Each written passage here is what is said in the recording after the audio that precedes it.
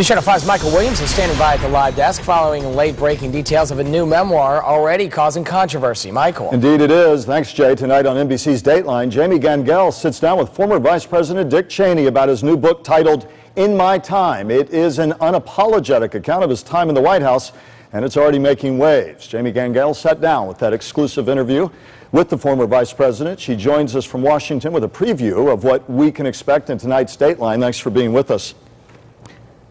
Jamie. Hi, Michael. Thanks for having us. Sure. First to the war in Iraq. We went to war on the pretext of weapons of mass destruction. They were never found. Any sense of introspection or I was wrong from the former Vice President there?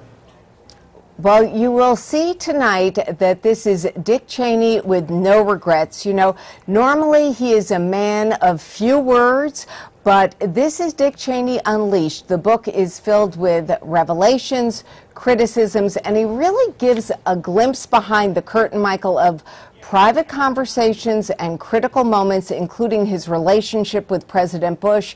You hear about what it was like being in the White House bunker on 9/11, how decisions were made on the eve of the Iraq War, but do not expect any apologies. The critics of the administration would often argue, especially early on, that President Bush essentially did Dick Cheney's bidding. I know you talked to him about that. How does he respond to that criticism?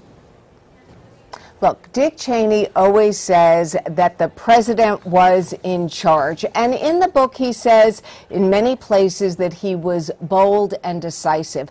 But the stories he tells in the book are also very revealing about just how much the decider-in-chief was relying on his advisor-in-chief. And I think the book will reignite questions about just how heavily that President Bush depended on Cheney, at least in the first term. You're gonna hear some striking examples of that. Finally and briefly, very unsurprising perhaps, former Secretary of State Colin Powell calls the book full of, quote, cheap shots. You've observed the Washington scene a long time.